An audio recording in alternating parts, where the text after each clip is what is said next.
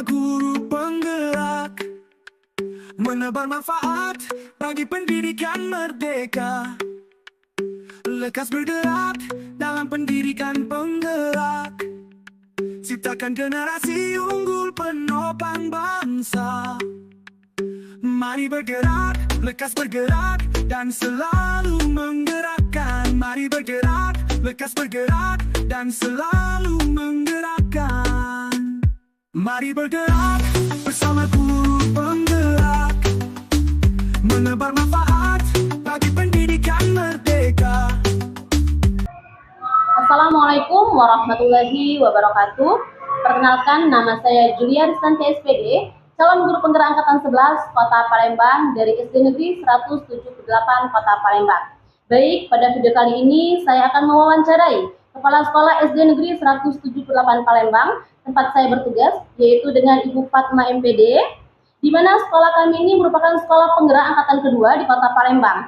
Tujuan dari wawancara ini adalah untuk mendapatkan sebuah praktik pengambilan keputusan yang selama ini dijalankan, terutama untuk kasus-kasus yang dimana nilai-nilai kebajikan saling bersinggungan atau untuk kasus-kasus dilema etika yang sama-sama benar.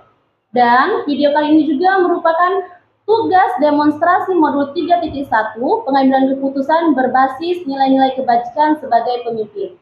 Dengan tujuan CGP agar dapat melakukan suatu analisis atas penerapan proses pengambilan keputusan berdasarkan pengetahuan yang telah dipelajarinya tentang berbagai paradigma, prinsip, pengambilan dan pengujian keputusan di sekolah asal masing-masing dan di sekolah lingkungan sekitar. Baik, Assalamualaikum Bu Fatma. Waalaikumsalam warahmatullahi wabarakatuh. Ya. Bagaimana kabarnya hari ini Bu Fatma? Alhamdulillah sehat selalu. Alhamdulillah sehat ya Bu Fatma ya.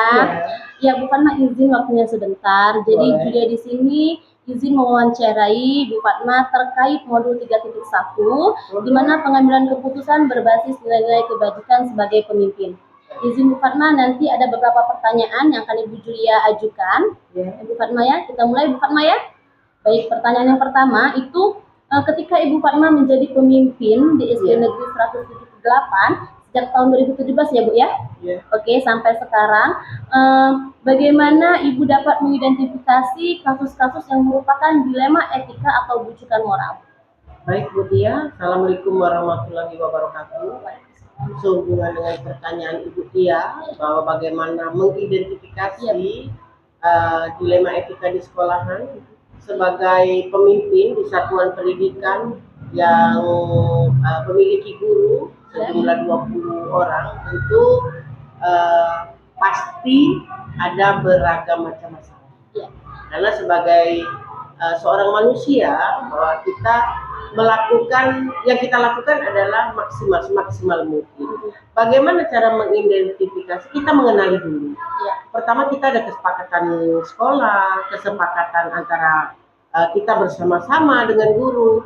Jadi kita melihat, kita mengenali dulu apa yang menjadi pertentangan atau apa yang dilanggar sesuai dengan kesepakatan sekolah. Kita lihat dulu, kita kenali dulu, baru kita melihat apa langkah berikutnya. Jadi sebagai seorang pemimpin kita harus berkomunikasi yang efektif bersama guru agar kita dapat mengetahui apa yang menjadi permasalahan guru dan kita sebagai pemimpin bisa memberikan solusi seperti itu Bu. Oke, baik. Jadi yang dapat Ibu lakukan Bu ya adalah pertama adalah mengenali ya Bu ya, mengenali kemudian mencari tahu ya Bu ya apa saja permasalahan yang ada di satuan pendidikan. Oke, baik Ibu. Oke, untuk pertanyaan selanjutnya Ibu, bagaimana Ibu Fatma menjalankan pengambilan keputusan di SD 178, terutama untuk kasus-kasus di mana ada dua kepentingan Ibu, yang sama-sama benar atau sama-sama mengandung nilai kebajikan? Kalau mengenai pengambilan keputusan Ibu Tia, seorang pemimpin itu harus berkolaborasi bersama-sama guru. Jadi untuk pengambilan keputusan kita ikutkan semua. Kita melihat permasalahan yang ditimbulkan. Apakah itu ringan, apa itu sedang, apa memang itu membawa keburukan bagi sekolah kita. Jadi pengambilan keputusan itu pertama kita bertanya dengan guru, bertemu dulu empat mata, kita bercerita, eh, membuka apa namanya aura positif lah apa yang menjadi kendala guru. Kita kenali dulu, kita tahu penyebabnya dulu, fakta di lapangan dulu. Yang itu yang harus kita lakukan. Mengenai pengambilan keputusan tidak serta-merta saya sebagai pemimpin melakukan sendiri. Saya butuh guru-guru yang ada di sekolahan untuk bersama-sama. Oke, baik. Jadi di sini intinya Ibu lebih menekankan kepada berkolaborasi Iya, ya, Bu, ya. berkolaborasi bersama Oke. guru. Ya, baik Ibu. Untuk yang selanjutnya Ibu, langkah-langkah atau prosedur seperti apa yang biasa Ibu Fatma lakukan selama ini? Kalau langkah-langkah atau prosedur yang saya lakukan itu seperti tadi. Iya. Kita lihat, kita kenali dulu. Iya. Kita tahu dulu penyebabnya apa, fakta di lapangannya seperti apa. Karena Ibu Pia, kita ini sebagai seorang guru tentu kita mempunyai keluarga di rumah. Iya. Kemudian kita ada lingkungan sosial, lingkungan masyarakat, itu tidak bisa kita hindari seperti itu. Iya. Jadi kebanyakan yang misalnya dari faktor di luar itu mengandung mungkin bisa kebenaran, iya, atau tergantung kepala sekolah itu bagaimana bisa memposisikan bahwa guru itu telah melanggar aturan atau telah melanggar etika atau tata tertib. Jadi kita panggil tadi sesuai yang saya katakan bahwa kita berkomunikasi dulu, kita tahu. Jadi banyak-banyak berkomunikasi agar kita tidak salah dalam mengambil keputusan. Dan lagi kalau mengambil keputusan itu kita harus ada langkah-langkahnya, Bu Tia. Walaupun saya sebagai seorang pemimpin, langkah-langkah itu harus diperhatikan, tidak sewaktu itu langsung menjatuhkan keputusan, tidak. Jadi kita perlu berbagai macam strategi seperti itu, Bu Tia. Memang berarti komunikasi itu memang sangat penting ya, Bu, Iya, ya. seperti itu. Oke, baik Ibu. Pertanyaan selanjutnya Ibu, hal-hal apa saja yang selama ini Ibu Fatma anggap efektif dalam pengambilan keputusan pada kasus-kasus dilema etika? Kalau hal-hal yang dianggap efektif, Bu Tia, ya, itu tadi kuncinya. Melakukan pendekatan dulu bersama guru, melakukan pendekatan, kemudian berbicara dari hati ke hati, terus guru juga bisa mengekspresikan diri untuk berkata, untuk bercerita. Akhirnya kita sebagai seorang pemimpin, kita harus mendengarkan, harus mendengarkan apa sih kekurangan, apa sih kelebihan dari dilema etika yang ada di sekolahan ini. Kemudian kita berbicara, kemudian kita ajak bersama-sama kawan mencari jalan keluar. Saya rasa itu yang paling efektif. Jadi dengan komunikasi tadi, dengan pendekatan tadi, dengan berbicara dari hati ke hati tadi ya Ibu ya. Oke, baik Ibu. Kemudian Ibu, hal-hal apa saja yang selama ini merupakan tantangan Ibu dalam pengambilan keputusan pada kasus-kasus dilema etika? Tantangan ya Bu. Begini Bu Tia, kalau bercerita tentang tantangan, setiap sekolah itu tentu pemimpinnya cuma satu. Iya. Kemudian guru-guru kan tergantung tempat mengajarnya, tergantung jumlah guru yang ada. Kalau jumlah guru yang ada itu beragam sifat, beragam sikap dan tingkah laku, namanya manusia. Iya. Jadi yang menjadi tantangan itu sebenarnya sumber dayanya, diri guru tersebut.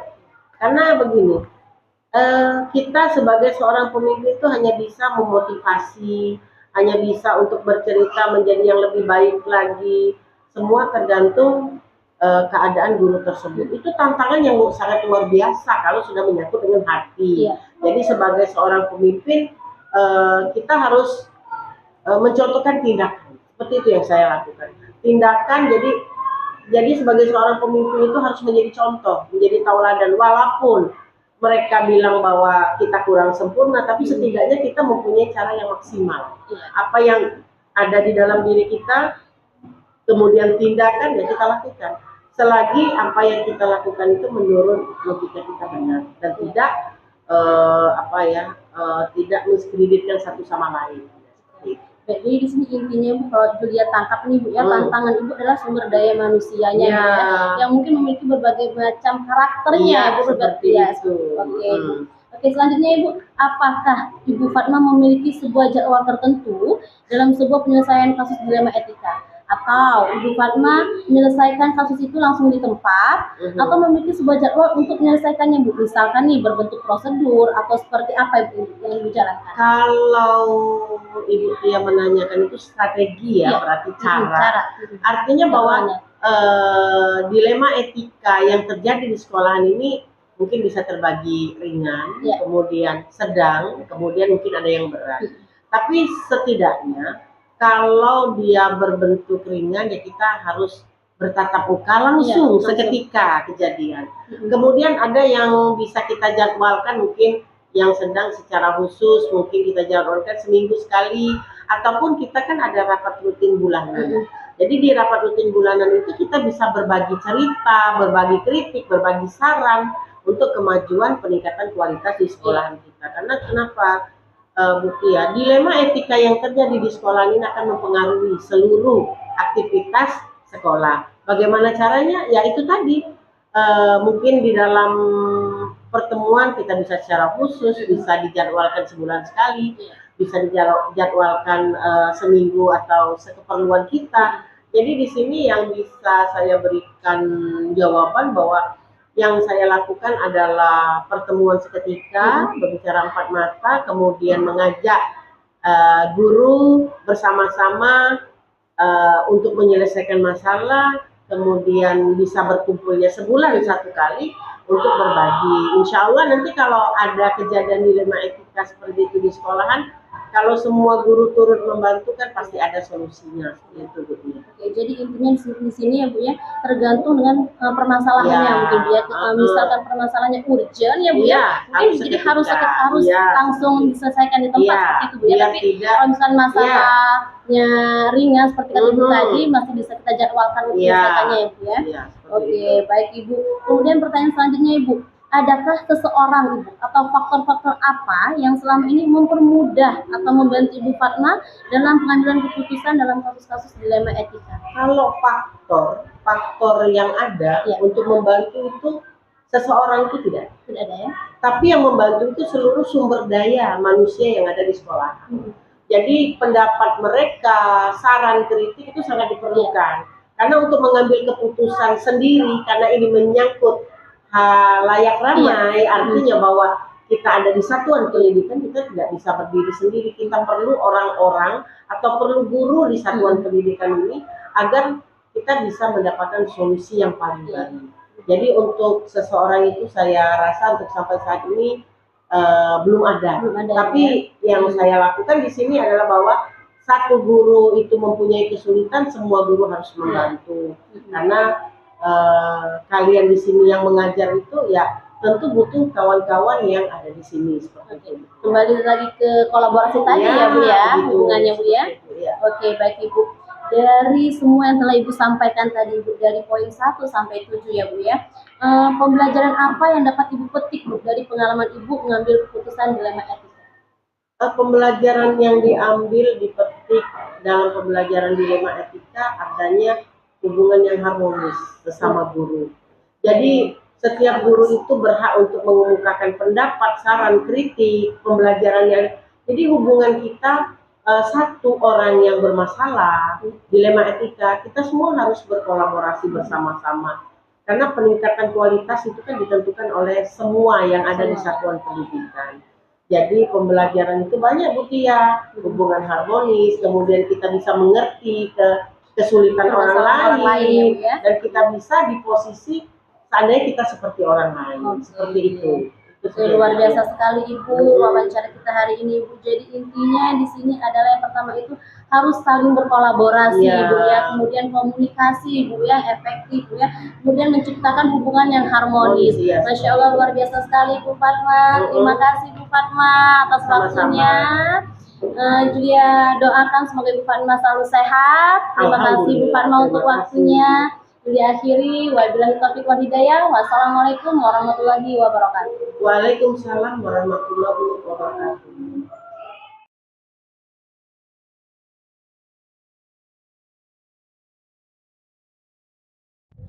Assalamualaikum warahmatullahi wabarakatuh. Perkenalkan, nama saya Julia Ristanti SPD, calon guru penggerak angkatan 11 Kota Palembang dari SD Negeri 178 Kota Palembang.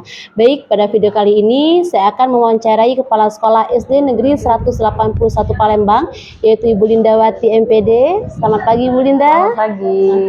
Oke, beliau merupakan guru penggerak angkatan ke-7 dan sebagai pengajar praktik baik CGP Angkatan 11 Kota Palembang, di mana pada video kali ini adalah tujuannya untuk mendapatkan sebuah wawancara tentang praktik pengambilan keputusan yang selama ini dijalankan, terutama untuk kasus-kasus yang dimana nilai-nilai kebajikan saling bersinggungan atau untuk kasus-kasus dilema etika yang sama-sama benar. Dan video ini merupakan tugas demonstrasi modul 3.1 pengambilan keputusan berbasis nilai-nilai kebajikan sebagai pemimpin, dengan tujuan CGP dapat melakukan suatu analisis atas penerapan proses pengambilan keputusan berdasarkan pengetahuan yang telah dipelajari tentang berbagai paradigma, prinsip pengambilan dan pengujian keputusan di sekolah asal masing-masing dan di lingkungan sekolah tempat tinggal domisili. Baik, Bu Linda. Ya, Assalamualaikum, Bu Linda. Waalaikumsalam, apa kabar? Alhamdulillah sehat, Ibu Linda. Ibu Linda bagaimana kabarnya? Alhamdulillah sehat. Sehat, alhamdulillah. Ya, oke, Bu Linda, di sini Julia mengganggu sedikit waktunya, Ibu Linda. Boleh ya, Bu Linda ya? Yes. Iya. Nah, jadi di sini Bu Linda waktunya untuk mewawancarai Bu Linda tentang pengambilan keputusan berbasis nilai-nilai kebajikan sebagai pemimpin. Kita mulai ya, Bu Linda ya? Ya. Oke. Untuk pertanyaan yang pertama, Bu Linda. Selama ini, selama Ibu Linda menjadi pemimpin di SD Negeri 181 Palembang ini, bagaimana Ibu Linda dapat mengidentifikasi kasus-kasus yang merupakan dilema etika atau bujukan moral? Ya, jadi kita pertama kali harus bisa memetakan dulu. Iya. Bagaimana kasus itu, apakah termasuk itu permasalahan yang benar versus benar, atau benar versus salah, atau yang tidak tepat gitu. Iya. Oke, jadi yang pertama itu adalah memetakan dulu ya, Bu Linda, kan ya. Oke. Ya. Baik, pertanyaan selanjutnya, Bu Linda, bagaimana Ibu Linda menjalankan pengambilan keputusan di sekolah Ibu, terutama untuk kasus-kasus di mana ada dua kepentingan yang sama-sama benar atau sama-sama mengandung nilai-nilai kebajikan? Baik, ketika kita akan pengambilan keputusan, tentu saja kita harus tidak serta-merta pengambilan keputusan itu langsung kita putuskan. Jadi memerlukan pemikiran dulu. Kemudian ketika keputusan itu ada yang segera kita diminta untuk cepat menyelesaikan, maka dengan pertimbangan tidak melampaui atau tidak tidak bertentangan, itu pengambilan keputusan bisa segera diputuskan lebih cepat. Ya, jadi ketika ada peristiwa yang urgent ya, Bu Linda ya. Iya. Bagaimana itu kita hubungkan, apakah ini bertentangan dengan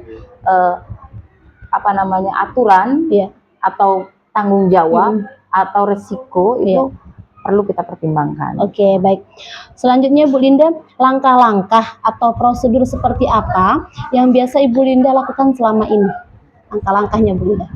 Jadi dalam pengambilan keputusan tentu saja yang sudah saya katakan tadi, kita ada keputusan yang segera, ada yang pengambilan keputusan itu perlu kita pertimbangkan atau perlu mensinkronkan dulu data. Jadi yang pertama yang biasanya saya lakukan adalah mengidentifikasi apa sih yang sedang bertentangan ini, kedisiplinankah, tanggung jawabkah, atau perasaan yang sedang bertentangan ini. Jadi itu. Jadi mengenali dulu apa sih yang sedang bertentangan ini. Yang kedua, siapa saja sih yang memiliki permasalahan ini atau yang terlibat di situ. Kemudian saya akan mengumpulkan dulu datanya atau faktanya, atau mengkonfirmasi. Biasanya saya mengkonfirmasi kebenaran itu. Kemudian apakah permasalahan itu memiliki pertentangan atau benar atau salah. Kemudian saya akan mengujinya, apa itu dalam bentuk keputusan yang saya akan ambil ini untuk saat ini, atau untuk jangka panjang. Oke. Iya gitu. Oke, jadi langkah-langkah yang Bu Linda ambil itu yang pertama adalah mengidentifikasi ya Bu Linda Iya, ya. Kemudian siapa saja yang mengalami permasalahan tadi seperti itu Bu Linda ya.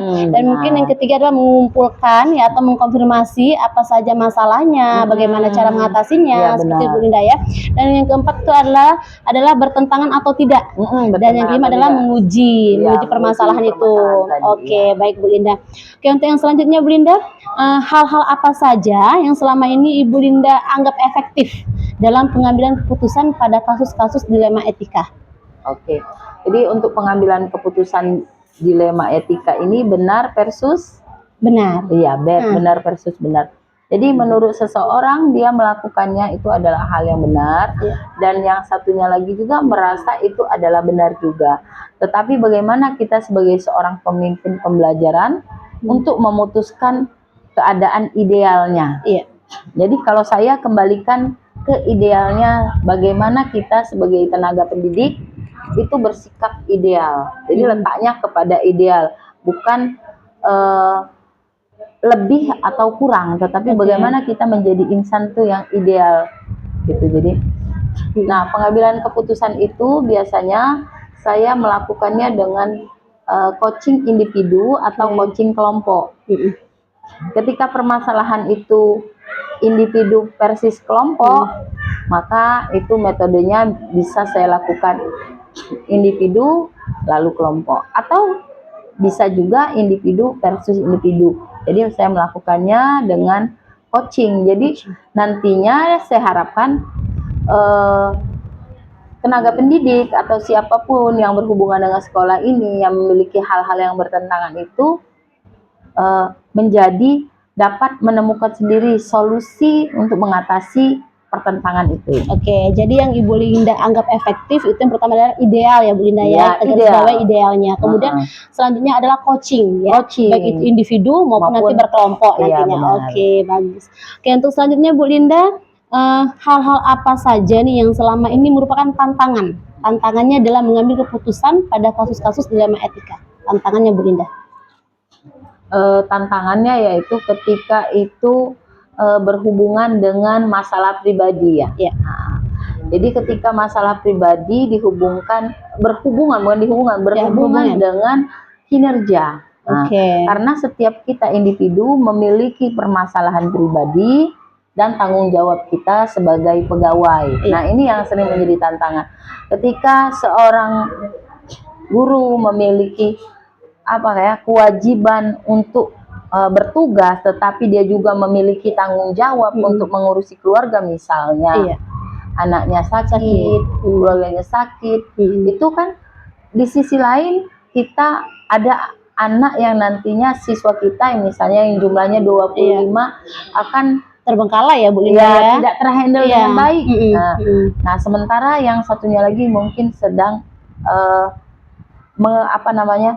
sedang bermasalah untuk segera diselesaikan juga, untuk menjaga suami istri yang sedang sakit.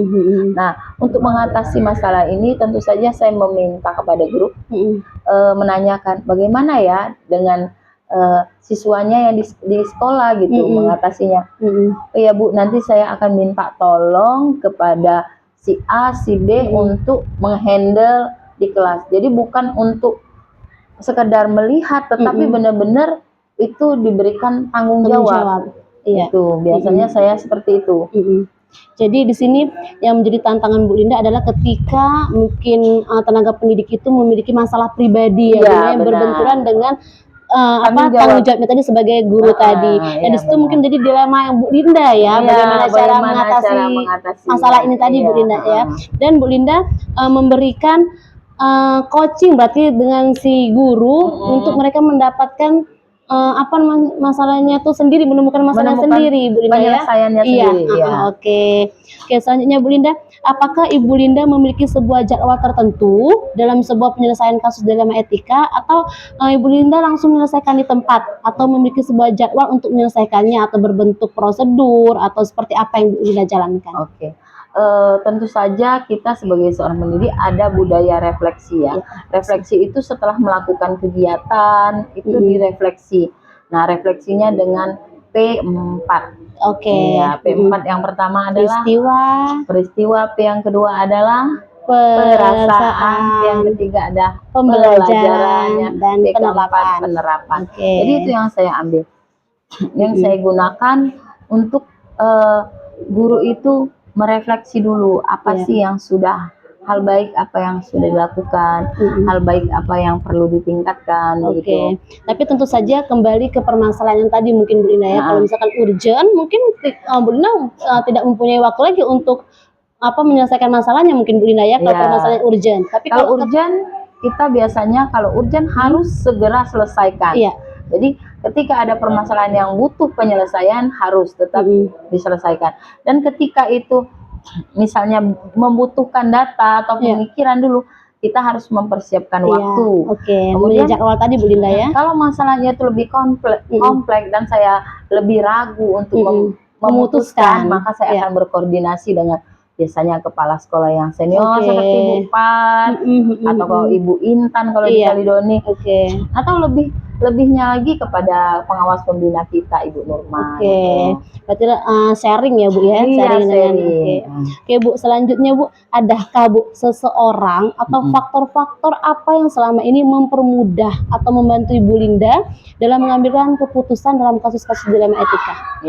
Jadi biasanya ketika saya mengambil keputusan, yang pertama saya lakukan adalah saya sinkronkan dulu dengan hati saya. Hati ya Bu ya. Jadi ketika hati kita sudah yang berkata itu, maka akan ketika emosi kita ada, maka ketika kita koordinasikan dengan hati, maka hati kita tuh akan meredam gitu. Ketika itu berbenturan dengan misalnya perasaan tidak suka, tidak puas, itu kan. Jadi begitu. Yang kedua, ketika itu bermasalah, misalnya pengambilan keputusan itu dianggap oleh yang bersangkutan itu tidak puas. Jadi itulah menjadi sebuah konsekuensi. Itulah konsekuensi terhadap apa yang sudah kita sepakati di awal. Berarti kembali dulu ke hati, kita tenangkan dulu hati kita Bu Linda ya. Baik Bu Linda, dari semua hal yang tadi Bu Linda sampaikan, pembelajaran apa yang dapat Ibu Linda petik dari pengalaman Ibu mengambil keputusan dilema etika? Jadi ketika kita melakukan pengambilan keputusan itu, keputusan yang kita ambil itu kita kembalikan lagi bahwa keputusan yang kita ambil adalah sebagai seorang pemimpin. Apa yang kita putuskan adalah keputusan seorang pemimpin dan setiap pemimpin akan dimintai pertanggungjawaban. Jadi keputusan yang kita ambil harus benar-benar itu berdampak baik dan berdampak kepada diri kita, terlebih lagi kepada murid. Siap. Jadi apapun yang nantinya kita sebagai seorang pemimpin untuk mengambil keputusan itu harus bertanggung jawab ya Bu Linda ya. Karena itu berdampak kepada diri kita sendiri dan orang lain terutama guru dan peserta didik di satuan pendidikan yang Ibu Linda pimpin. Baik Bu Linda, demikian wawancara singkat kita mengenai pengambilan keputusan berbasis nilai-nilai kebajikan sebagai pemimpin. Terima kasih Bu Linda atas waktunya. Semoga Ibu Linda selalu diberikan kesehatan. Semoga menjadi pemimpin yang bisa lebih baik lagi. Terima kasih Bu Linda. Wassalamualaikum warahmatullahi wabarakatuh.